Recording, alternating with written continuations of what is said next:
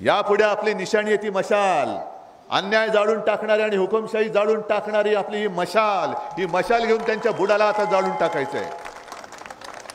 आजपर्यंत भारतीय जनता पक्षाने शिवसेनेची मैत्री बघितली, आता मशालीची धग बघा कशी असते ती, बघा कशी तुमची बुडाला कसे चटके बसतात ते आता तुम्हाला या निवडणुकीत दाखवतो।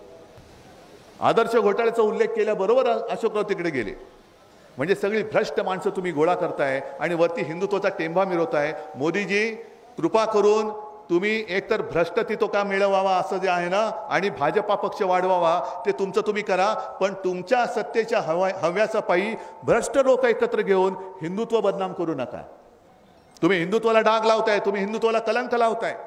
आणि निवडणूक आल्यानंतर मोदी परिवार हे सगळे बसलेत शेतकरी आहेत का इकडे? जरा हात असेल तर हात वर करा ना, आहेत ना? मग तुम्हाला पीक विम्याचे पैसे मिळालेत? मोदी परिवार मध्ये तुम्ही नाही आहात? अरे हो की नाही? मग मोदी परिवार जर असेल तर माझ्या महाराष्ट्रातल्या शेतकऱ्याला पीक विम्याचे पैसे का मिळत नाही? मोदी परिवार जर तुम्ही म्हणता तर माझ्या शेतकऱ्याच्या पिकाला हमी भाव तुम्ही का देत नाही? मोदी परिवार तुम्ही म्हणता तर तुम्हाला जे आता ओमराजेंनी सांगितलं ते सोयाबीनचं गणित तुम्ही माझ्या शेतकऱ्याचं का सोडवत नाही? म्हणजे शिवसेना देते तो वचननामा असतो आणि भाजपा देते तो थापानामा असतो। सगळे जुमले 2014 साली त्यांनी सांगितलं होतं की जर समजा तुम्ही सोयाबीन पिकवणारे शेतकरी असाल तर एकराप्रमाणे तुमच्या सोयाबीनला किती उत्पादन खर्च आला त्याच्यामध्ये 50% अधिक आम्ही रक्कम जमा करू आणि मग जो आकडा येईल ती हमी भावाची रक्कम आम्ही तुम्हाला देऊ। मग ही रक्कम देण्याची जी काय हमी दिली होती ही मोदी गॅरंटी नव्हती? आत्महत्या करताय, आत्महत्या नाही करायची।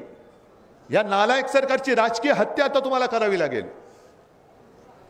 जे सरकार तुमचं ऐकत नाही ते सरकार तुम्हाला पाडावंच लागेल, खाली खेचावंच लागेल। आणि तुमच्या हक्काचं सरकार कोणाचंही असेल पण शेतकऱ्याचं ऐकणारं सरकार जोपर्यंत तुम्ही तुमच्यातले सगळे जातपात धर्मभेद गाडून शेतकरी म्हणून एकवटत नाही आणि शेतकरी म्हणून मतदान करत नाही तोपर्यंत तुमचं मी सोडा पण बाकी कोणी ऐकणार नाही। मी तर तुमचाच आहे। आता तो दिवस जवळ येतोय। 2014 साली जे मोदीजींनी सांगितलं होतं ती घोषणा आज खरी होते। अच्छे दिन आएंगे, हे मोदी सरकार जाईल आणि अच्छे दिन आने वाले है, त्या दिवसाची तयारी करायला लागा तुम्ही। आता अच्छे दिन येणार आहे।